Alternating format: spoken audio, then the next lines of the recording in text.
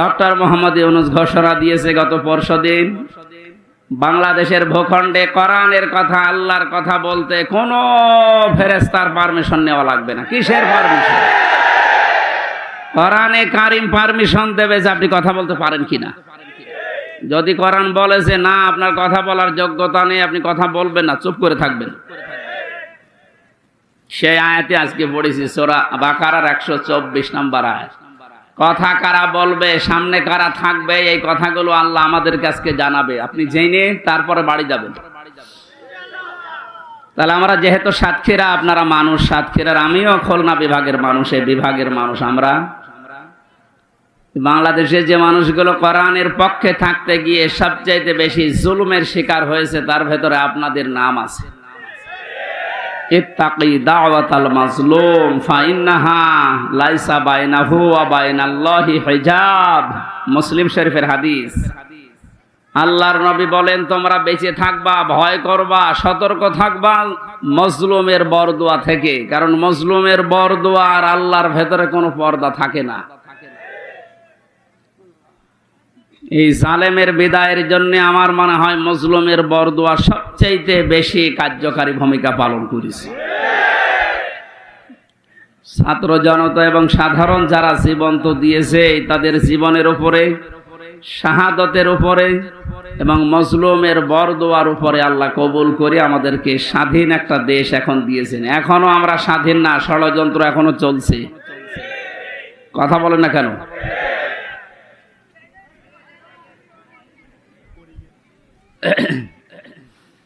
আল্লাহ রাব্বুল আলামিন এই আয়াতের ঘোষণা দিয়েছেন, তিনিই তোমাদেরকে নির্বাচিত করেছেন তার দ্বীনের জন্য। আর দ্বীনের উপরে চলতে গিয়ে, দ্বীনের কথা বলতে গিয়ে যে বাধা বিপত্তিগুলো আসবে, আল্লাহ নিজে ওইগুলো তার পক্ষ থেকে দূর করে দিয়েছেন।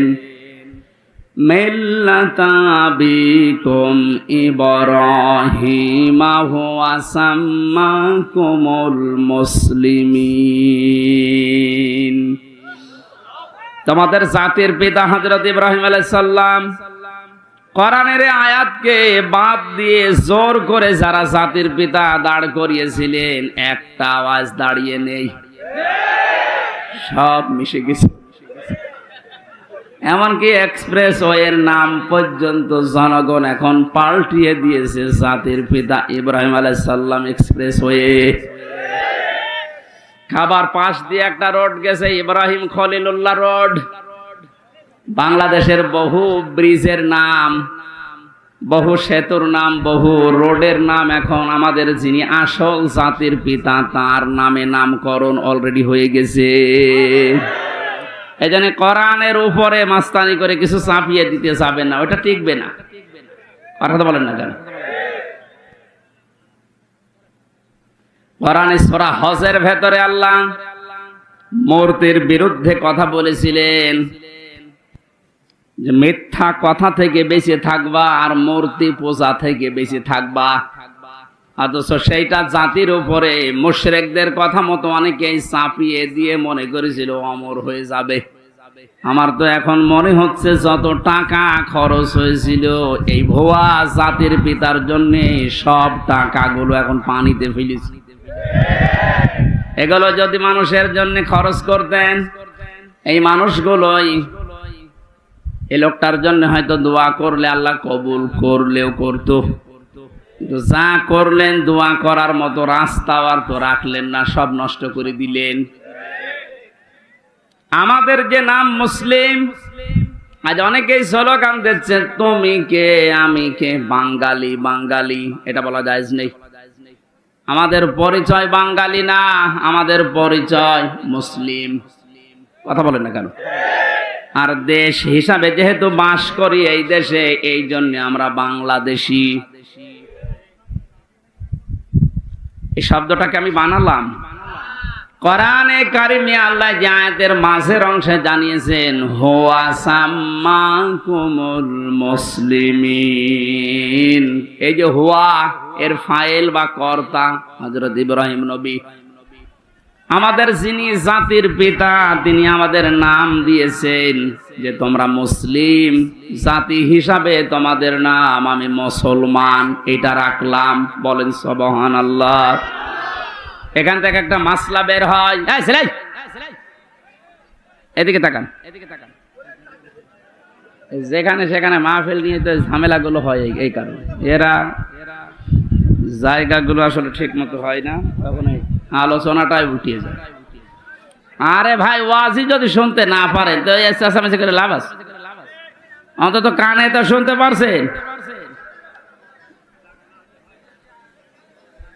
আবার কথা বলেন, এমনি গ্রাম্য মাইক নিয়েছেন, কথা বন্ধ করেন।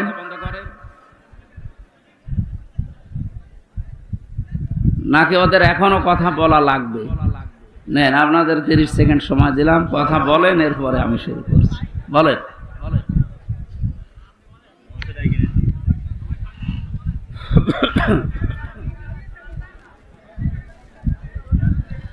আমার ভাইরা, এখান থেকে যে মাসলাটা বের হয়, মা বোনেরা যারা বিভিন্ন জায়গায় বসে শুনতেছেন, আপনারও এখানে একটা দায়িত্ব বের হয়। মার বাবা হিসাবে দায়িত্ব হচ্ছে, সন্তান হওয়ার পরে মা বাবার প্রথম দায়িত্ব হচ্ছে তার একটা অর্থবোধক ইসলামী সুন্দর নাম রাখা। যেহেতু আমাদের পিতা হযরত ইব্রাহিম নবী, তিনি জাতির পিতা হিসাবে জাতির নাম রেখে দিলেন মুসলিম বা মুসলমান। আমরাও যারা সন্তানের মা বাবা হব, আমাদের প্রথম দায়িত্বই হবে একটা অর্থবোধক নাম রাখা। এটা আমাদের জাতির পিতা ইব্রাহিম নবী আলাইহিস সালাম থেকে আমরা পেয়েছি। মাজলুমের দোয়া থেকে বেঁচে থাকার জন্য নবীজি আহ্বান জানিয়েছেন। এদেশের সবচাইতে বড় মাজলুম যারা ছিল তারা আলেমেরা। আজকে যার নাম দিয়েছেন শহীদ আল্লামা দেলাওয়ার হোসাইন সাইদি, মানে কত বড় মাজলুম, 13টা বছর এক ঘরের ভেতরে কাটিয়ে গেল। দোয়া করতেন মাঝে মাঝে, রব্বুল আলামিন আমাকে সাধারণ ভাবে মরণ দিও না, আল্লাহুম্মা ইন্নী আসআলুকা শাহাদাতান ফি সাবিলিক, তুমি যদি মরণ দিও আমাকে শাহাদতের মরণ দিও। আল্লাহ কবুলও করেছে, সাধারণ ভাবে মারা যায়নি, ওনাকে মারা হয়েছে। অন্যায় ভাবে যাকে মারা হয়, ইসলামের দৃষ্টিতে তাকে শহীদ বলা হয়। কথা বলো না কেন? আবু সাইদকে যে অন্যায় ভাবে মারা হয়েছে, এরপরও যারা শহীদ বলতে রাজি ছিলেন না, এখন চাপে পড়ে তারা শহীদ বলছে। রফিক নামে এক হুজুর নাকি কয়েকদিন আগে ভিডিও ছেড়েছিল যে আবু সাইদ শহীদ না, ওরে জোর করে বুক পেতে দিয়েছে। তাই গতকালকে নাকি ক্ষমা চেয়েছে যে আমার ভুল হয়ে গেছে। সুতরাং ভুল যখন স্বীকার করেছেন, এখন আর উল্টাপাল্টা কথা বলবেন না, কারণ এখন আর জালেমরা এদেশে নেই। জালেম সব পালিয়েছে, আর যারা আছে সব গর্তের ভেতরে আছে। আল্লামা বলেছিলেন না, ইন্দুরের গর্ত পাবা না, তার দোয়া কবুল হয়ে গেছে। ইন্দুরের গর্ত আর পারছে না। আজকেও দেখলাম একজনকে জোতার মালা পরিয়ে জালেমের জুলুমের প্রতিশোধ নিচ্ছে জনগণ। এই 17-18 দিন হয়ে গেল, এরপরও যদি আপনার জোতার মালা এখনো না সরে, তো এ দেশে জালেমদের আর জায়গা হবে বলে আমার বিশ্বাস হয় না। সুতরাং জালেম যারা, ওনারা হয় বিধান নেন না মরে যান। বহু মানুষের ক্ষতি করেছে। রব্বিলা তাজারনি আলাল আরদি মিনাল কাফিরিনা দাজ্জারা। নূহ আলাইহিস সালাম বলেছিলেন, আল্লাহ কাফেরদের একটা আন্ডা বাচ্চা পর্যন্ত জমিনে না থাকে, কারণ ওর পক্ষ থেকে যেটা জন্মাবে ওইটাও হারামি হবে।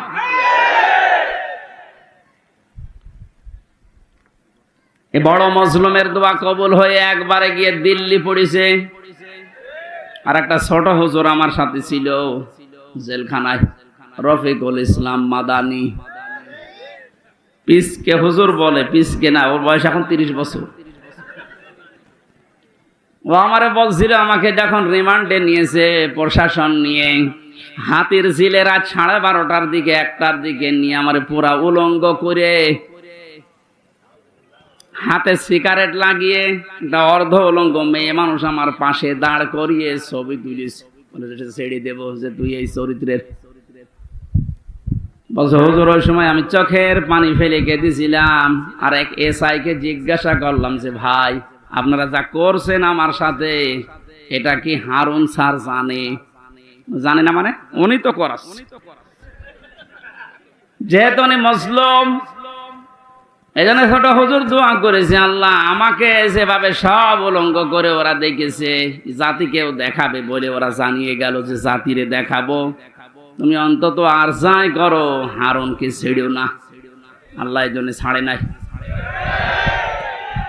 ওরে দুনিয়ায় আল্লাহ দেখায়নি, রাস্তায় বের হতে পারে না, বের হলে বলে 3 ইঞ্চি। শয়তানি করবি আর তোর ইজ্জত শেষ করে দিয়েছে। যেইগুলোই মুসলমানদের ইসলামের আলেমদের সাথে বিয়াদবি করেছে প্রত্যেকের চরিত্র এখন ফাঁস হয়ে যাচ্ছে। বাংলাদেশে বহু জেলাতে এই মাইক এভাবে কেড়ে নিয়েছে এই জনগণ নামে এই জালেমগুলো। জনগণের নাম নিয়ে প্রতিনিধি হয়েছে, অথচ আল্লাহর কথা বলতে বলতে হঠাৎ করে মাইক কেড়ে নিয়ে আলেমকে গালি দেয়। এমন অপমান আল্লাহ এখন করছে, মুখ দেখানো দায় হয়ে গেছে তাদের। আমার মনে হয় হারুনের যে অবস্থা এখন, যে কয় ইঞ্চি বলেন, ও ছোট হুজুরকে যা করেছিল তার চাইতে ডবল অপমান আল্লাহ করেনি। কারণ নবীজির হাদিস ছিল মাজলুমের বরদোয়া আর আল্লাহর ভেতরে কোনো পথ কবুল হয়ে যায়। ও যদি সাতক্ষীরার এই ময়দানে, আমার ওর বাড়ি তো কিশোরগঞ্জে, সাতক্ষীরা জেলায় যদি এখন আসে, আর ওর চেহারা তো পরিচিত, ও কারো লাগবে না, ছেলে মেয়েরা যারা আছে পিটিয়ে মেরে ফেলবে। এটা এই ছোট হুজুরের বরদোয়া। বড়টার বরদোয়া কবুল হয়েছে, ছোটটারও কবুল হয়েছে। বড়টার বরদোয়া কবুল হয়ে দিল্লি পড়েছে, ছোটটার বরদোয়া কবুল হয়ে কয়েক ইঞ্চি বেরিয়ে গেছে। এখন এই মেজো যারা আমরা আছি, আমাদের দোয়া কবুল হবে না? যা করেছেন আমাদের সাথে আল্লাহ যেন ঠিক ওই রকম করে, তখন আপনি টের পাবেন কত অসহায় করে রেখেছিলেন মাটির নিচে। আমারে দুনিয়ায় কি আছে কিচ্ছু জানতাম না।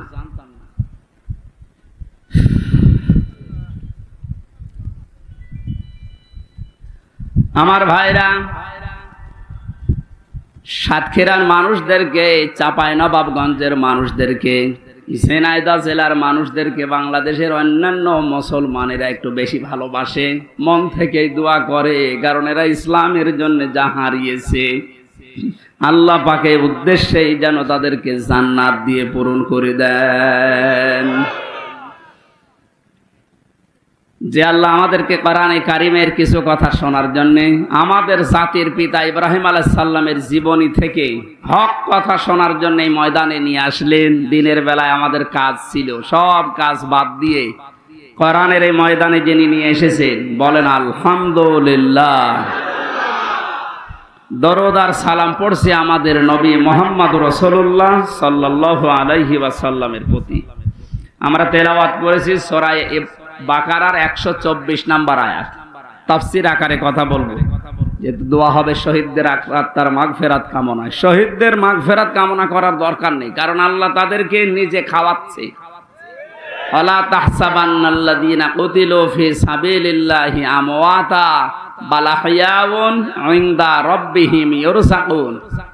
সূরা আলে ইমরানের 169 নম্বর আয়াত। আল্লাহ পাক জানিয়েছেন, হে পৃথিবীর মানুষেরা, আমি আল্লাহ যাদেরকে শাহাদতের মর্যাদা দিয়েছি এদেরকে মৃত ভাববা না, বলবা না তো বলবাই না। ওয়ালা তাকুলু লিমা ইউকতালু ফি সাবিলিল্লাহি আমওয়াত। এই আয়াত দ্বারা আল্লাহ মুখের উপরে নোটিশ দিয়েছেন, শহীদদেরকে মরে গেছে কথা বলবা না। আর এই সূরা আলে ইমরান দিয়ে আল্লাহ জানিয়েছেন যে মনে মনে ধারণাও করবা না যে শহীদরা মারা গেছে, কারণ জীবন পর্যন্ত যে লোকটা জালেমের সামনে দিয়ে দিতে পারে, একে মারা গেছে মনে মনে বলাও গুনার কাজ। এই জন্য আল্লাহ ওয়ালা তাহসাবান্নাল্লাযীনা দিয়েছেন, মনে মনে ধারণাও করবা না। খুব দামি শব্দ এটা, যার তার নামের আগে শহীদ লাগিয়ে দিলেই হবে। সুতরাং এই মানুষগুলোকে আমরা ধারণা যেন না করি যে ওরা এমনি এমনি মারা গেছে। ওরা তো জীবিত, ওরা আমাদের চাইতে উত্তম খাবার আল্লাহর জান্নাতের ভেতরে খাচ্ছে। বালাহয়াউন ইনদা রাব্বিহিম ইরযাকুন, আল্লাহ বলেন ওরা জীবিত এবং আমি আল্লাহ নিজে ওদেরকে খাওয়াই। সুবহানাল্লাহি ওয়া বিহামদিহি। আর যারে তারে আমি বদ থেকে ধরে এনে এই শাহাদাতের মর্যাদা দিয়ে দেব, বিষয়টা এমন না। আলিয়ালামাল্লাহুল্লাযীনা আমানু ওয়া ইয়াত্তাখিযা মিনকুম শুহাদা আল্লাহু লা ইউহিব্বুজ জালিমিন। সূরা আলে ইমরানের 140 নম্বর আয়াতের শেষের দিকে আছে, যাদের জীবন যৌবন আমি আল্লাহর কাছে পছন্দ হয়, ভালো লাগে, এ মানুষগুলোকে আমি আল্লাহ এমনিতেই মরণ দেই না, এদেরকে আমি আল্লাহ শাহাদাতের মরণ দিয়ে ধন্য করি। আর জালেমদেরকে আমি আল্লাহ ভালোবাসি না। জোরে বলেন নাউজুবিল্লাহ। জালেমদেরকে শোধরানোর সময় এখনো আছে, যদিও জালেমদের আল্লাহ হেদায়েত বঞ্চিত করে দেয়। আল্লাহু লা ইয়াহদিল কওমাজ জালিমিন, জালেমদেরকে আমি আল্লাহ পথ দেখাই না, হেদায়েত দেই না। কে বলছে? এজন্য ওদের জন্য দোয়া করে লাভ নেই। যারা জুলুম করেছিলেন আপনার জন্য দোয়া করেও লাভ হবে না, কারণ আপনার জন্য দোয়া করলে আল্লাহ কবুল করবে না। আপনি জীবনটা নষ্ট করে ফেললেন, দুনিয়াও শেষ আপনার, আর আখেরাতে আপনি আল্লাহর মামলার আসামি। এই সাতক্ষীরায় যারা জুলুম করেছেন প্রকাশ্যে গোপনে, সে যে বিভাগেই হোক, প্রশাসনে হোক, বিচার ব্যবস্থায় হোক, আর এই জনপ্রতিনিধির নাম নিয়ে, বিভিন্ন হাইব্রিড নেতা নাম নিয়ে যাই করেছেন, আপনাকে আল্লাহ মাফ করবে না। আল্লাহ মাফ করবে না। আপনার বলার দরকার কি? হ্যাঁ, আমার বলার দরকার আছে। কোরআনে কারীম আমাকে বলতে বলছে, ইন্নামাস সাবিলু আলাল্লাযীনা ইয়াজলিমুনান নাস। সূরা শূরা 25 নাম্বার পারা 6 নাম্বার পৃষ্ঠা 13 নাম্বার লাইনের 42 নাম্বার আয়াতের প্রথম অংশে আছে। আল্লাহ বলেন, হে নবী আপনি বলেন যে জালেমদের বিরুদ্ধে আমি আল্লাহ মামলা দেব। কে? সুতরাং এই দেশে যারা জালেম ছিল এরা আমার হামজার মামলার আসামি না, আমি তো মামলা করবই। এরা মামলার আসামি হচ্ছে সরাসরি আল্লাহর। যারা এই দেশে আল্লাহর মামলার আসামি, তাদের উপরে দয়া দেখিয়ে লাভ আছে? ওরা যেমন কষ্ট দিয়েছে, আমার মনে হয় ওদেরকে এরকম একটু কষ্ট দিয়ে বোঝানো দরকার যে দেখ ঠেলা কেমন। আলেমদের গায়ে হাত দিয়ে শুধু না, পায়ে ডান্ডা বেড়ি দিয়ে, হাতে হ্যান্ডকাপ লাগিয়ে, যেটা লাগালে হাত কেটে যায়, মাজায় দড়ি দিয়ে, কালো কাপড় দিয়ে চোখ বেঁধে, গরুর মতো ছাগলের মতো টানতে টানতে নিয়ে যেতেন আদালতে।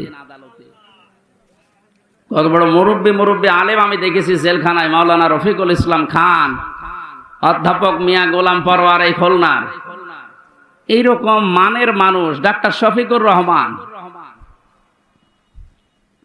মাওলানা মামুনুল হক, কত বয়স বলেন তো? 50-52 বছর বয়স, কারো 60-65 বছর বয়স। এইরকম মানুষদেরকে, যাদের জোতা টানার যোগ্যতা আপনার নেই, আর আপনি তার মাথায় দড়ি বেঁধে ডান্ডা বেড়ি দিয়ে টানতে টানতে নিয়ে যেতেন ছাগলের মতো। এখন যেমন নিয়ে যাচ্ছে, ডিম মারছে মানুষ, এখনটা টের পাচ্ছেন যে কেমন লাগে।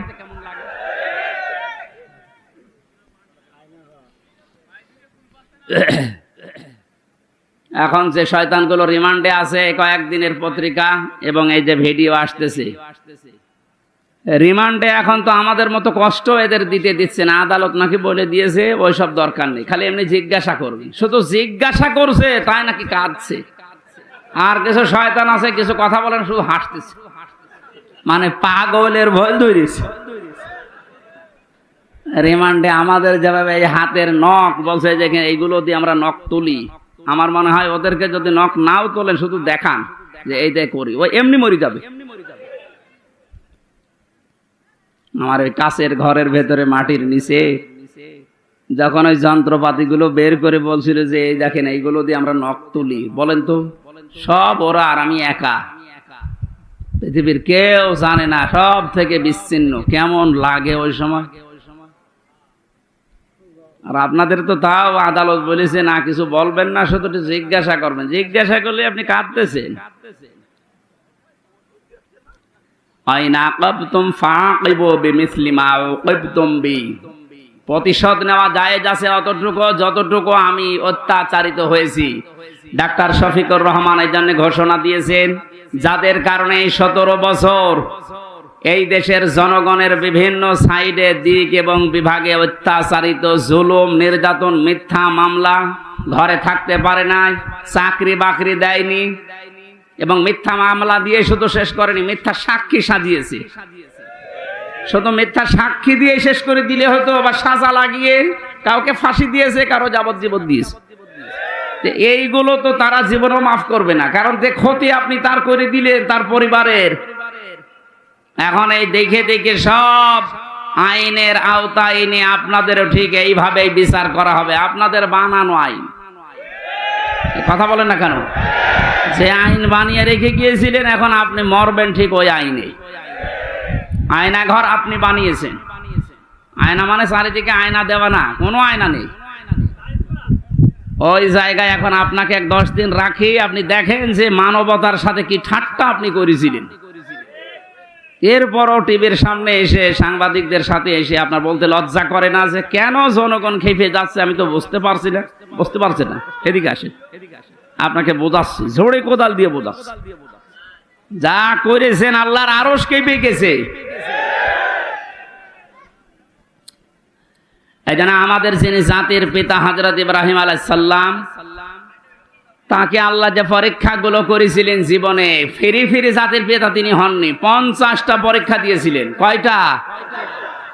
আল্লাহ পাক আমাদেরকে শোনাচ্ছেন, আমরা যেন এরকম বাবার সন্তান হিসাবে গর্ববোধ করি। এদেশে আজও যারা এই কথা বলে, আমার কুষ্টিয়ায় ওই সময় যখন ছিলাম, ওই সময় যিনি এসপি ছিল, ওর নাম নিতে আমার ঘৃণা হয়। এই কোলাঙ্গা, ও আমারে নিজের অফিসে ডাক দিয়ে বলছে, হ্যাঁ আপনি জাতির পিতা, ওনাকে মানেন না? ইব্রাহিম আলাইহিস সালামের কথা বলেন। কি গো? আমি বলি এ তো কোরআন বলিস। না, ওইটা বলা যাবে না। এই দেশ স্বাধীন করার জন্য জাতির পিতা যা করেছে ওনাকে ভোলা যাবে না। আমি ভোলার দরকার নেই, ওনার কর্মকাণ্ড তুলে ধরেন। কিন্তু জাতির পিতা এই শব্দটা আল্লাহ নিজে কোরআনে জানিয়েছেন, মিল্লাতা আবিকুম। শুধু তোর একা না, কম বহু বচন, তোদের সবার জন্য, যারা দাবি করিস যে আমি মুসলিম, তাদের জন্য জাতির পিতা হিসাবে ঘোষণা দিলাম একজনের নাম, তার নাম ইব্রাহিম। তার নাম কি? তিনি কি এমনি এমনি হয়েছিলেন? এবার আসেন আল্লাহ কি জানাচ্ছেন, ওয়া ইয বাতালা ইব্রাহিমা রাব্বুহু বিকালিমাতিন ফাআতাম্মাহুন্না। আল্লাহ পাক বলেন, আমার নবী ইব্রাহিমকে আমি আল্লাহ পদে পদে পরীক্ষা করেছিলাম, আর প্রতিটি পরীক্ষায় তিনি উত্তীর্ণ হয়েছিলেন। যতগুলো বাক্য দিয়ে, যতগুলো কাজ দিয়ে তাকে জীবনে পরীক্ষা করলাম।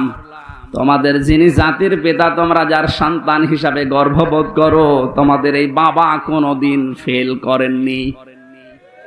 সাতক্ষীরার মানুষেরা আপনারা পরিচয় দিয়ে গর্ববোধ করবেন, কারণ আপনারাও ফেল করেননি।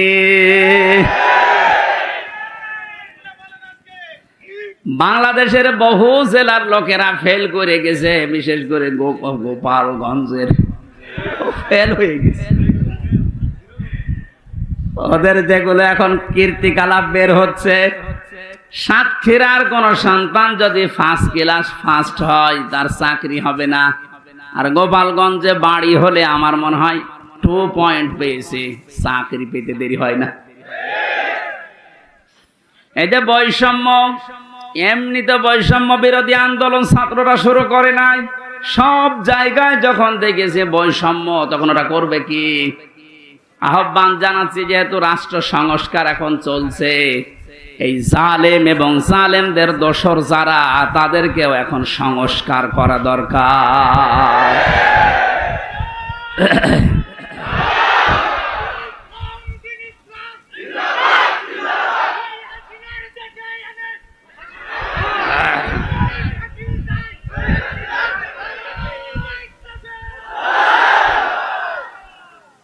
সাতক্ষীরাবাসী 50টা পরীক্ষার ভেতরে আমি পেয়েছি ঈমান সম্পর্কে পড়া কোরআনে আল্লাহ জানিয়েছেন, তোমাদের পিতাকে 10টা পরীক্ষা করেছিলাম। ঈমান সম্পর্কে 10টা পরীক্ষায় তিনি প্রতিটিতে উত্তীর্ণ হয়েছিলেন। তিনিও সর্বপ্রথম ঈমান আনার জন্য খুঁজছিলেন যে কাকে বিশ্বাস করা যায়, কাকে বিশ্বাস করা যায়। আকাশের তারকা দেখার পরে মনে করলেন এইটাই আমার খোদা, এইটাই আমার রব। যখন ওইটা মিটে যায়, লিভে যায়, দূর হয়ে যায়, তখন তিনি বলেছিলেন না, যেটা দূর হয়ে যায়, ডুবে যায়, এটা অস্তমিত হয়ে যায়, ওইটা আমার মালিক হতে পারে না। তিনি খোঁজ করলেন। রাতের বেলা চাঁদ দেখলেন, মনে করলেন এটা আর একটু বড় আছে, এটা আমার আসল রব। সকালবেলা যখন দেখলেন না, ওইটাও আর নেই, মিলিয়ে গেছে, বললেন না, যেটা ডুবে যায় এইটা আমার মালিক হতে পারে না। কোরআনে কারিমে আল্লাহ সূরা আনআমের ভেতরে এগুলো আমাদেরকে শোনাচ্ছেন শিক্ষা নেওয়ার জন্য। এখানে একটা শিক্ষা বের হবে, ভালো করে তাকান। তৃতীয় নম্বরে, সকালবেলা যখন সূর্য দিগন্তে দেখলেন যে পূর্ব দিগন্তে সূর্য উঠেছে, আস্তে আস্তে যখন বড় হতে লাগে, প্রখর রোদ যখন হয়, তখন বললেন এইটা আমার রব হবে, এইটাই আমার খোদা হবে। সন্ধ্যাবেলা যখন ওইটা পশ্চিম আকাশে মিলিয়ে যায়, বললেন না, যেটা অস্তমিত হয়, ডুবে যায়, ওইটা আমার মালিক হতে পারে না। জাতিকে তিনি জানালেন, ইন্নী ওয়াজ্জাহাতু ওয়াজহিয়া লিল্লাযী ফাতারাস সামাওয়াতি ওয়াল আরদা হানিফা ওয়া মা আনা মিনাল মুশরিকিন। সূরা আনআমের 79 নম্বর আয়াত। হযরতে ইব্রাহিম নবী জাতিকে ডাক দিয়ে বললেন, হে আমার জাতির লোকেরা, এতদিন পর্যন্ত যাদেরকে খোঁজ করে পেয়েছিলাম, একটাও স্থায়ী না, সব অস্থায়ী, সব অস্তমিত হয়ে গেছে, ডুবে গেছে। আমি আমার এই চেহারাকে ধরিয়ে দিলাম ওই আল্লাহর দিকে, যিনি আসমান আর জমিনের উদ্ভাবক, যিনি বানিয়েছেন এটা। হানিফা, আমি একনিষ্ঠ ভাবে ঘুরলাম আল্লাহর দিকে। আমান আমিনাল মুশরিকিন, আর আমি মুশরিকদের অন্তর্ভুক্ত না। আমাদের জাতির পিতা তিনি শিরিক থেকে মুক্ত হয়ে ঘোষণা দিলেন যে আমি মুশরিক না। অথচ এই দেশে কত অবৈধ সন্তানেরা বিভিন্ন মুশরিকদেরকে খুশি করার জন্য জাতিকে প্রকাশ্য শিরিক করিয়েছে, মুশরিক বানিয়েছে। বিভিন্ন স্কুল কলেজে আমি দেখেছি, ভিডিও দেখেছিলাম, একটা মূর্তি সামনে নিয়ে, ছবি সামনে নিয়ে ছেলেমেয়েরা যে মাথা নিচু করে সম্মান জানাচ্ছে। অথচ আল্লাহর নবী জানিয়েছেন, লা ইয়াদখুলুল জান্নাতা লা তাদখুলুল মালায়েকা বাইতান ফিহি কালবুন আও তাসবির। ওই ঘরের ভেতরে রহমতের ফেরেশতা প্রবেশ করে না যেখানে মানুষের ফটো থাকে আর কুকুর থাকে। অথচ প্রত্যেকটা অফিস, আদালত, বাড়ি, দোকানঘাট, সব জায়গায় এই শিরকটা চালু করার জন্য উঠে পড়ে লেগেছিল। আল্লাহ এমন ভাবে বিদায় দিয়েছে জিল্লতির সাথে। আজকে আসার সময় দেখলাম বাবার মুখ দেখা যাচ্ছে না। আমাদের পিতা যদি শিরিক থেকে মুক্ত হওয়ার জন্য ঘোষণা দিতে পারে, ও সাতক্ষীরাবাসী, জীবনে আজকে ঘোষণা দেবেন, আর যাই করি আমি শিরিক করব না। জীবন চলে যাক, নবীজি জানিয়েছেন, আমার উম্মতেরা, তোমাকে যদি জবাই করা হয়, আগুনের ভেতরে পুড়িয়ে ফেলা হয়, এরপরও কোনোদিন শিরিক করবা না। কি এখানে কি সাপ? সাপ ধরে এই যে এখানে ফেলে দেন। সাহস আছে যার, তারা ধরতে বলেন।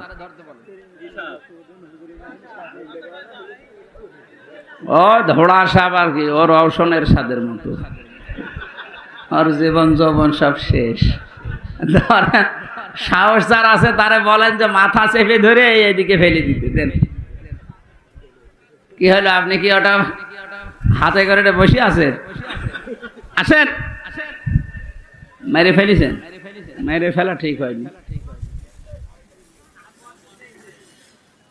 আমার ভাইরা, ইব্রাহিম আলাইহিস সালাম তিনি অনুসন্ধান করে খোঁজ করে পেয়েছিলেন কাকে? বলেন না কেন? আর আমাদেরকে এ জাতির আলেমরা নবীর ওয়ারিসরা চোখে আঙ্গুল দিয়ে দেখায়, এরপরও আমরা সত্যকে সত্য জানার পরও মানতে চাই না। তাহলে উনি ইব্রাহিম আলাইহিস সালাম জাতির পিতা হয়েছিলেন প্রথম পরীক্ষায় পাস। তিনি ঈমানের 10টা পরীক্ষা দিয়েছিলেন, এখানে আমরা 3টা পেয়েছি। একটা তারকা দিয়ে, একটা চন্দ্র দিয়ে, আর একটা সূর্য দিয়ে। রব্বুল আলামিন বলেন তাকে আমল সম্পর্কে আমি পরীক্ষা করেছিলাম 30টা। প্রতিটি আমলে হযরত ইব্রাহিম আলাইহিস সালাম তিনি পাস করেছিলেন। জোরে বলেন সুবহানাল্লাহ। হযরত ইব্রাহিম আলাইহিস সালাম যে 30টা পরীক্ষা দিলেন আমলের, এটা সূরা তাওবার ভেতরে পেয়েছি 112 নম্বর আয়াতে 10টা, সূরা মুমিনুনের 1 থেকে 10 নম্বর আয়াত পর্যন্ত 10টা, সূরা আহজাবের 35 নম্বর আয়াতে 10টা। এখন তাফসীর আকারে যদি এক একটা পয়েন্টের উপরে বলতে যাই অন্তত 3 দিন সময় লাগবে। এজন্য সামারাইজ করে বলছি, আমরা যদি হযরত ইব্রাহিম নবীর মতো আমলেও পাস করতে চাই, সূরা তাওবা, সূরা মুমিনুন, সূরা আহজাবের যে আয়াত নাম্বার বললাম, এইগুলো অবশ্যই আপনাকে জীবনে মিলিয়ে দেখাতে হবে। আল্লাহ আমাদেরকে প্রতিটা বিষয় আমাদের প্র্যাকটিক্যাল লাইফে মেলানোর তৌফিক দিন, কারণ আমরা যোগ্য বাবার যোগ্য সন্তান হতে চাই। এমন সন্তান আপনি রেখে গেলেন, সন্তানের কারণে আজ হাজারো মানুষ ধিক্কার দিচ্ছে, গালিগালাজ করছে।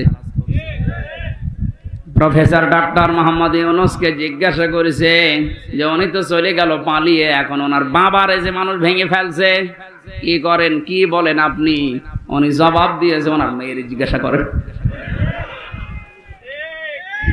কি কাজ করেছে তার মেয়ে, যে সে যেতে দেরি, তার বাবা আর দাঁড়িয়ে থাকতে পারে নাই। আমি কি করে বলবো যে করেছে এগুলো? তার মেয়েকে জিজ্ঞাসা করেন, জবাব পাবেন। মেয়েরে পাবেন কোথায়?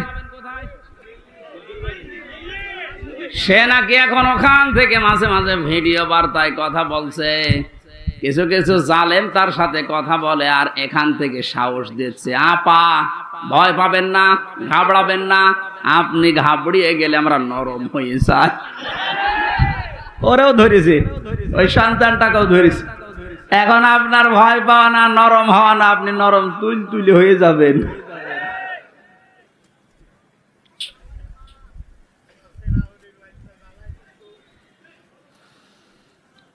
এরপরে পেয়েছি ফিতরাত বা স্বভাব সম্পর্কে তিনি 10টা পরীক্ষা করেছিলেন। এটা মারেফুল কোরআন, তাফসিরে হাক্কানি, এগুলোতে পাবেন। আমি একটা একটা করে এবার তাফসির আকারে পয়েন্ট আকারে বের করছি। হযরত ইব্রাহিম আলাইহিস সালামকে তিনি পরীক্ষা করেছিলেন, এটা আম্বিয়ার ভেতরে আছে 51 থেকে 59 নাম্বার আয়াত পর্যন্ত। আমি আয়াতগুলো লম্বা করে বলতে গেলে দেরি হয়ে যাবে, কারণ সামনে আযান, মাগরিবের পরে আবার অনুষ্ঠান আছে সদরে, এইজন্য তাড়াতাড়ি করছি। মোবাইলে তুলে নিতে পারেন, রেকর্ড হচ্ছে, কালকে এগুলো মিলাবেন। আমি 1 ঘন্টায় আর কি বলবো, যার তথ্য দিচ্ছে এগুলো মিলিয়ে যদি জীবন চালাতে পারেন, আপনি যোগ্য বাবার যোগ্য সন্তান হিসাবে মাথা উঁচু করে দাঁড়াতে পারবেন। জীবন চলে যাক, আপনি মারা যান, আর যাই হোক না কেন, জীবনে যেন কোনোদিন শিরিক করবেন না। মা বোনদের ভেতরে এটা অনেক বেশি। আল্লাহ যেটা পারে ওইটা অন্য কেউ পারে, এই কথা বিশ্বাস করার নাম হচ্ছে শিরিক। এক কথায় উত্তর দিয়ে দিলাম, আল্লাহ যেটা পারে ওইটা অন্য কেউ পারে, এই কথা বিশ্বাস করার নাম কি? আপনারা আমল, নামাজ, রোজা একটু কম হোক, আল্লাহ মাফ করবে, কিন্তু শিরিক করলে কোনো মাফ নেই। কথা বুঝতেছেন? আপনারা 5 ওয়াক্তের জায়গায় 15 ওয়াক্ত নামাজ পড়া লাগবে না, সারা দিন আপনারা সারা রাত রোজা রেখে কাটাল লাগবে না, এরকম না। আপনি আমল একটু কম হোক, কিন্তু শিরিক যেন না হয়। এই জন্য উনি ঘোষণাই দিয়েছিলেন, ওমা আনা মিনাল মুশরিকিন, আমি মুশরিক না, আর যাই হোক আমি কি না। আর এমন একটা জায়গায় আমরা পৌঁছিয়ে যাচ্ছিলাম যে আমরা বলতে বাধ্য হচ্ছিলাম যে আমি দাদা। কথা বলেন না কেন?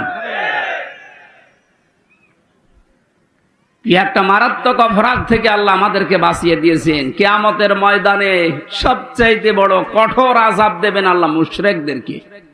অকদিমনা ইলা মা আমিলু মিন আমালিন ফাজআলনাহু হাবাআম মানসুরা।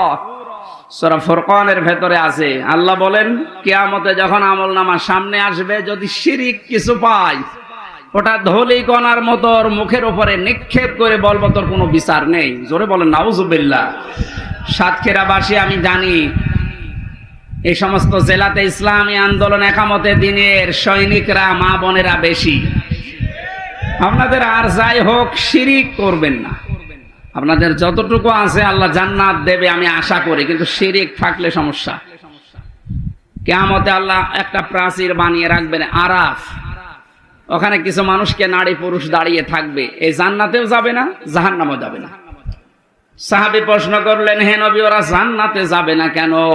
বিশ্ব নবী বলেন, সাহাবীরা এই মানুষগুলো দুনিয়াতে মা বাবার সাথে খারাপ আচরণ করেছিল, এই কারণে আল্লাহ তাদেরকে জান্নাত দিচ্ছে না। যারা এখানে আছেন হাতে পায়ে ধরে বলছে আমল কম হোক, আখলিস দীনাকা ইয়াকফিকাল আমালুল কলিল, তোর ইমানটা খাঁটি করবে, নির্ভেজাল করবে, শিরিক মুক্ত করবি, আমল কম হলো আল্লাহ তোরে জান্নাতে দিয়ে দেবে। মা বাবার সাথে আজ আমরা অনেকেই খারাপ আচরণ করতে বাধ্য হচ্ছে। এর পেছনে যারা কল কাঠি নাড়ায় তারা অধিকাংশ পরিবারে খোঁজ খবর নিয়ে দেখলে দেখা যায় তার স্ত্রী দায়ী। এ কথা বলেন না কেন? একটা মা হওয়ার জন্য যে কষ্টটা সহ্য করেছে আপনার আমার আর মা, এই পৃথিবীতে আমার মুখটা দেখার জন্য বিজ্ঞান এখন প্রমাণ করছে 57 ইউনিট কষ্ট সহ্য করা লাগে একটা সন্তানকে দুনিয়ায় আনতে মায়ের। অথচ পুরুষ মানুষ যত শক্তিশালী হোক, ও যদি মোহাম্মদ আলী হয়, তারপরেও এই মানুষটা সর্বোচ্চ কষ্ট সহ্য করতে পারে 45 ইউনিট। এর উপরে কষ্ট সহ্য দিলে ও মারা যাবে। একটা মা দুনিয়ায় আমার মুখ দেখতে গিয়ে 57 ইউনিট কষ্ট সহ্য করে তারপরে আমি দুনিয়ায় এসেছি। এই জন্য আল্লাহ আরাফ নামক প্রাচীর দিয়েছে, এদেরকে জান্নাতে দিচ্ছেন। এই প্রথম কারণ। যারা বিভিন্ন জায়গায় বসে কথা শুনছেন, আপনাদেরকে আমি জান্নাতে নিতে চাই, জান্নাতি নিতে চাই, এজন্য বলছি দুনিয়া কি হবে কয়দিন যাবে না। আর মা বাবার সাথে খারাপ আচরণ যেন আপনার স্বামী না করে, বারবার তাকে পথে রাখেন, বোঝান।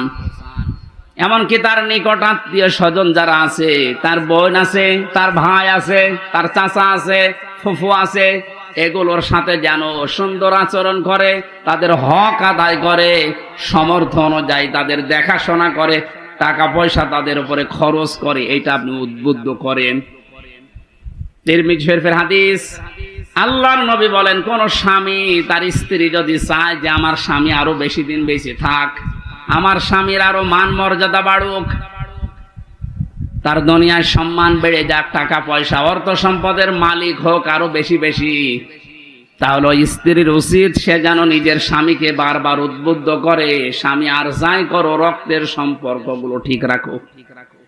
একটা সন্তানের সাথে সবচাইতে রক্তের সম্পর্ক বেশি তার মা আর বাবার, এ কথা বলেন এখানে।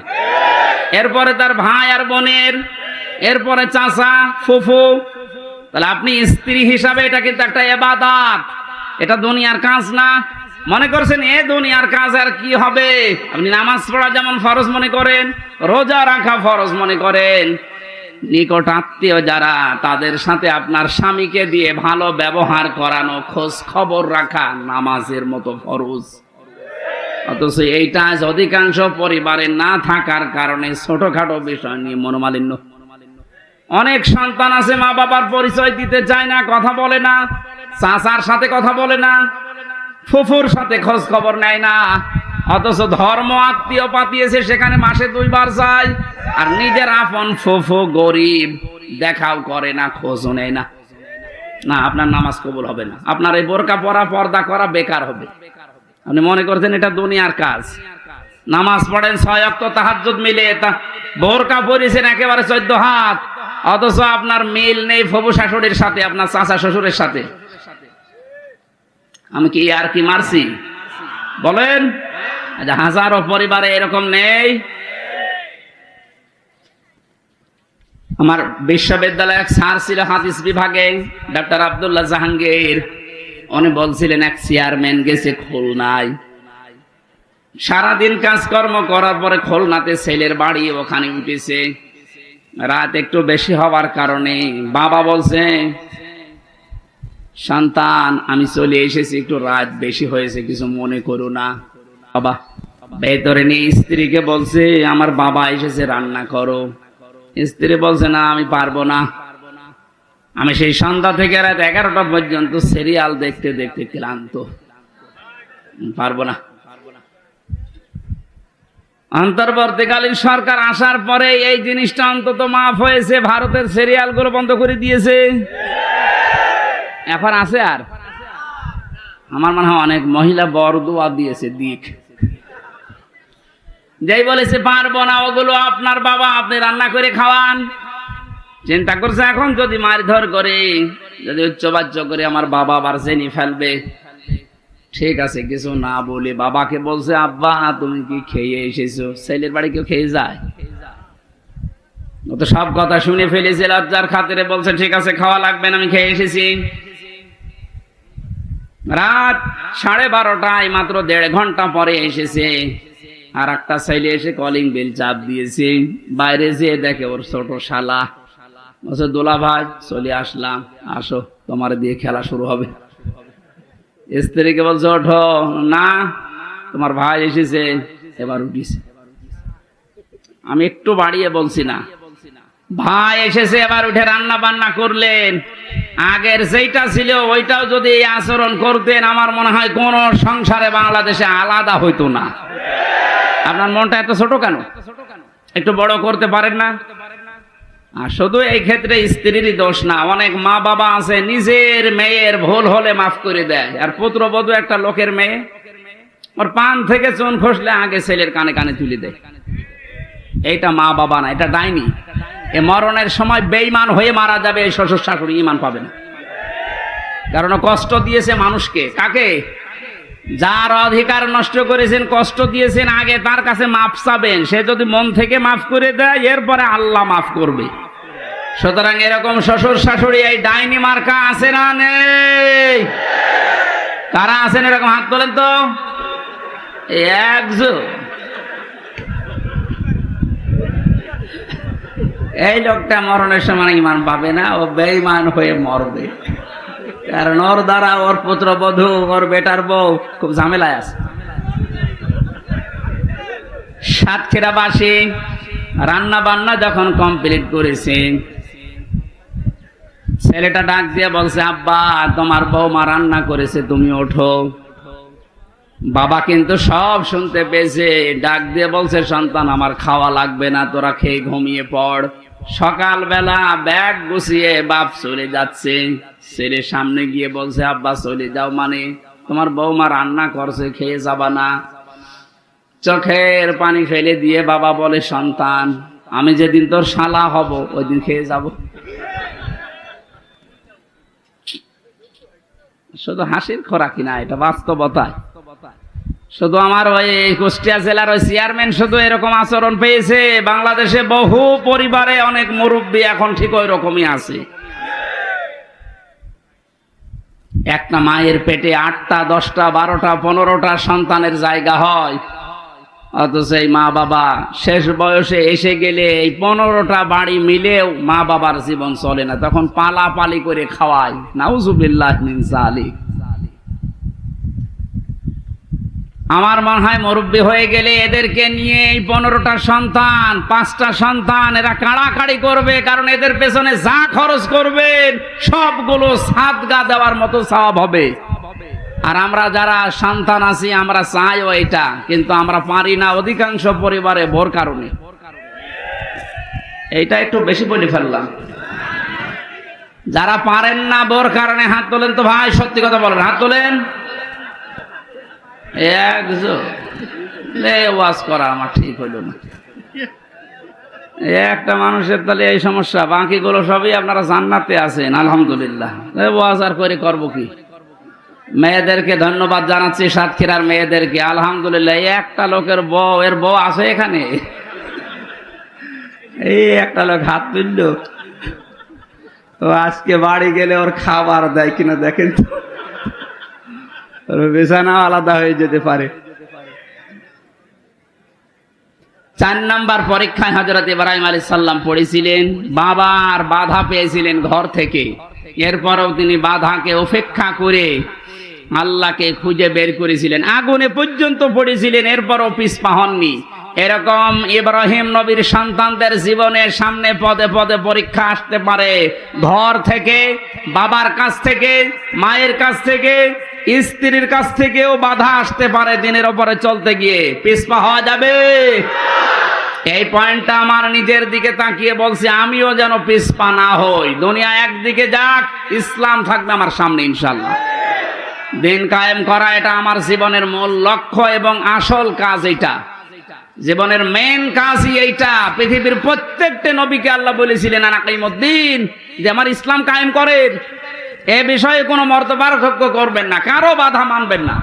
সুতরাং আমরা যেহেতু এই যে পৃথিবীতে দিনের খাদেম, কামলা, লেবার, যতদিন পর্যন্ত জীবনের শেষ দিন না আসে, বেতন হিসাবে জান্নাত পেয়েছি এ ঘোষণা না পাই, ততদিন পর্যন্ত আমাদের কোনো থামাথামি নেই। নামাজ যেমন ফরজ মনে করে পড়ি, রোজা যেমন ফরজ মনে করে রাখি, দিন কায়েম করব, আন্দোলন করব, এইটাও ফরজ মনে করি। আল্লাহ আমাদেরকে ওই রকম ঈমান তুমি ইব্রাহিম নবীর মতো দান করো। সমাজের বাধা পেয়েছিলেন, রাষ্ট্রের বাধা পেয়েছিলেন, বনবাসে পর্যন্ত গিয়েছিলেন। আমি তাফসিরের প্রায় 22-23টা তাফসির থেকে নোট করেছি, সবগুলো বলতে গেলে সময় পাচ্ছি না। হিজরতের পরীক্ষা দিয়েছিলেন, জবাই করেছিলেন সন্তানকে, প্রত্যেকটার শেষে কোরআনের আয়াত সেট করেছি। এরপরে কাবা নির্মাণ করে পরীক্ষা দিয়েছিলেন আল্লাহকে। হজের 26 নম্বর আয়াতে আছে। ফিতরাত সম্পর্কে তিনি পরীক্ষা দিয়েছিলেন 10টা, এই মাথার ভেতরে 5টা। নাকে পানি দেওয়া এই কাজটা ছিল না, এই জন্যে আল্লাহ করোনা দিয়েছিলেন। বহু বিমানবন্দরে আমি দেখেছিলাম, অমুসলিম বিমানবন্দরে যে সমস্ত দেশে, ওরা পানির ব্যবহার করতো না, টিস্যু, শুধু টিস্যু দিত, এমনকি টয়লেট করার পরও টিস্যু। আল্লাহ এমন সিস্টেম করে দিয়েছে, নাকে পানি দিবি না, প্রতিদিন নাকে পানি অন্তত 5 বার করে দে। করোনা নামে যে রোগ, এটা আস্তে আস্তে দূর হয়ে যাবে। এটা আল্লাহ দিয়েছিলেন মনে হয় এই ইব্রাহিম নবীর এই ফিতরাতের প্রথম যে কাজটা ছিল, নাকে পানি দেওয়া।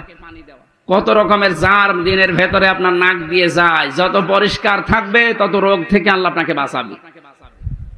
এটা বিজ্ঞানসম্মত। 2 নম্বরে প্রতিদিন অন্তত কারণে অকারণে কুলি করবেন। মুখের ভেতরে যে সমস্ত জার্ম গুলো আছে, কুলি করার দ্বারা আল্লাহ দূর করে দেয়। আমাদের জাতির পিতা ইব্রাহিম থেকে এগুলো পাওয়া। 3 নম্বরে তিনি মেসাক করতেন। হয় মেসাক করবেন কোন ডাল, কাঁচা ডাল দিয়ে, তাহলে দাঁত ভালো থাকবে। যদি এরকম ব্যবস্থা না হয়, বিরাস ব্যবহার করতে পারেন। 4 নম্বরে তিনি গোঁফ দাড়ি কাটতেন, কিন্তু মুষ্টির উপরে। প্রত্যেকটি নবীর দাড়ি ছিল 1 মুষ্টির নিচে। এরপরে ওনারা দাড়ি কাটা জায়েজ আছে, কিন্তু এর উপরে দাড়ি কাটা জায়েজ নেই।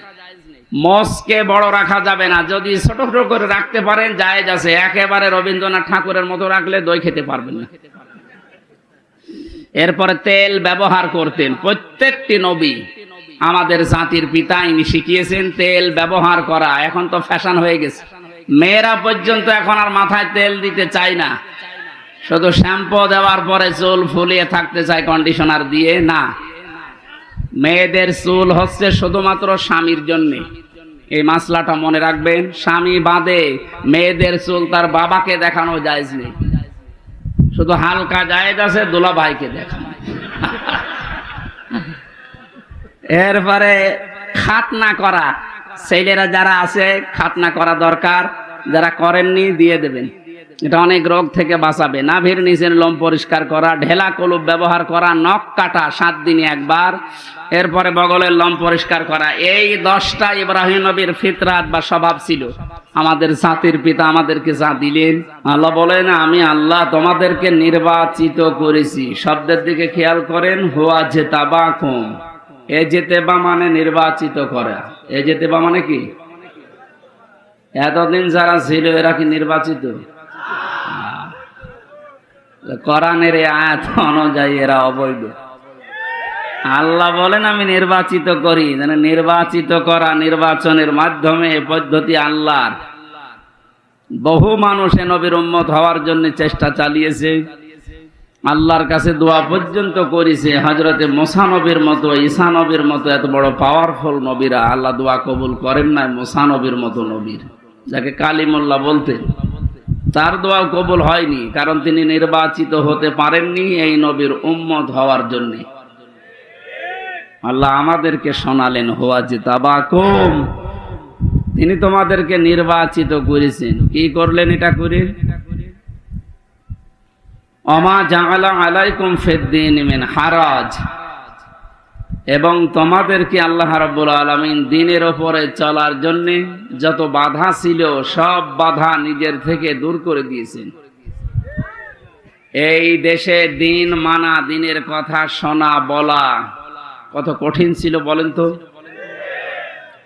এই বাধাগুলো শুধুমাত্র ছাত্র আন্দোলন করার মাধ্যমে দূর হয়েছে তা না। আল্লাহ নিজে আমার মনে হয় আবাবিল ফেরেশতার মতো, পাখির মতো এই ছাত্রদেরকে ব্যবহার করিয়ে এই যে বিশাল বোঝা, বিশাল জগদ্দল পাথর আল্লাহ নিজে ছড়িয়ে দিয়েছেন। কারণ এখানে ফাইল কর্তা সরাসরি আল্লাহ, তিনিই তোমাদেরকে নির্বাচিত করেছেন তার দ্বীনের জন্য। এই 18.5 কোটি 19 কোটি মানুষ এখন আমরা এই দেশে বাস করি, সবাই কি তার দ্বীনের জন্য, ইসলামের জন্য নির্বাচিত হয়েছে? না, সবাইকে আল্লাহ এখনো পর্যন্ত কবুল করেনি। যাদেরকে করেছেন সৌভাগ্য তাদের, বাকি যাদের করে নাই আল্লাহ যেন খুব তাড়াতাড়ি দ্বীনের ভেতরে তাদেরকে পরিপূর্ণ প্রবেশ করান। কারণ আমরা তো চেপে রেখে কথা বলতে পারি না। কয়েকদিন আগে একটা বক্তব্য দিয়েছিলাম যে কাফেরকে কাফের বলা লাগবে। কেউ যদি কাফেরকে কাফের মনে না করে তাহলে সেও কাফের। আল্লাহ যদি কাফের বলে কাউকে, তার আয়াত অস্বীকার করা নেই, তার অস্তিত্ব অস্বীকার করার কারণে এই ওয়াজ যদি আমার মুখ দিয়ে বের হয়, এ দোষ কি আমার না আল্লাহর? আমার। আমি তো অ্যাডভার্টাইজ করলাম, কথা তো দিয়েছেন কে বলেন তো? অথচ অনেক শয়তান এই কথাটা নিয়ে পেছনে লেগেছে। বিশ্বে এখন কাফের বেশি, আর উনি কাফেরদের বিরুদ্ধে কথা বলল। তাহলে আপনি আল্লাহকে জিজ্ঞাসা করেন তো, ঈমান নষ্ট হয়ে যাওয়ার, ভেঙে যাওয়ার যে কারণগুলো আছে 10টা, তার ভেতরে 9 নাম্বার কারণ এইটা। কেউ যদি কোনো অমুসলিমকে অমুসলিম মনে না করে, মনে করে এও আমাদের মতো, তাহলে আপনারও ঈমান থাকবে না। এটাকে আমি বানালাম।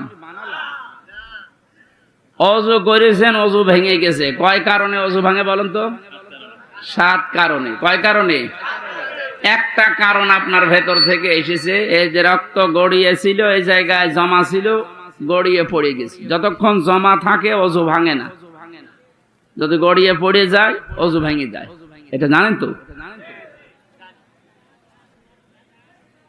এই যে নামাজ পড়ি আমরা, কিছুক্ষণ আগে নামাজ পড়ে আসলাম, নামাজও ভেঙে যায় 19টা কারণে। কয়টা কারণে? এর যে কোনো একটা কারণ যদি আপনার ভেতরে পাওয়া যায়, আপনার ওই নামাজ আর নামাজ থাকবে না নষ্ট হয়ে যাবে। এইগুলো যেমন সহজে বোঝেন, ঈমানও যে ভেঙে যায়, নষ্ট হয়ে যায়, এটা বোঝেন না কেন? আল্লাহর কোন বিধানকে কেউ যদি অস্বীকার করে, তার তো ঈমান ভেঙে যাবে। কেউ যদি অপছন্দ করে, যালিকা বিআন্নাহুম কারিহু মা আনজালাল্লাহু ফাআহবাতা আমালাহুম, সূরা মুহাম্মদের 9 নম্বর আয়াত।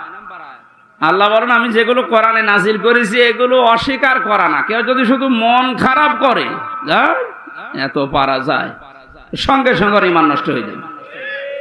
আর ওর যা ভালো কাজ ছিল পেছনে, দান সাদকা নামাজ রোজা যাই করেছিল, ওগুলো সব আল্লাহ নষ্ট করে দিল।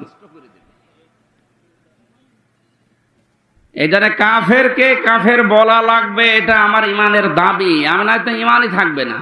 এই কথা বলতে গেলে যদি এখন রাম বা আমার এই জালেমদের দোসররা উল্টা করে ওই কাফেরদেরকে বোঝা যে এই দেখো এ তোমাদের দেখতে পারে না, এর নামে মামলা দাও, একটা কথা হইল। মামলার আসামি তো 1 নাম্বার হওয়া দরকার আল্লাহ। ওই ফতোয়া দিয়েছে তো আল্লাহ, আর ওটা অ্যাডভার্টাইজ করেছে প্রথমে নবীজি, তাহলে 2 নম্বর আসামি। ওনাদের কোনো আসামির তালিকায় নেই, যত নাম সব আমাদের। আমরা সেফে রেখে আমি আপনার মতন জালেম হব? এই জন্যই তো সেফে রাখা যায় না। এই যে পয়েন্ট আকার যে কথাগুলো বললাম, আপনি একটা কথাও খণ্ডন করেন তো?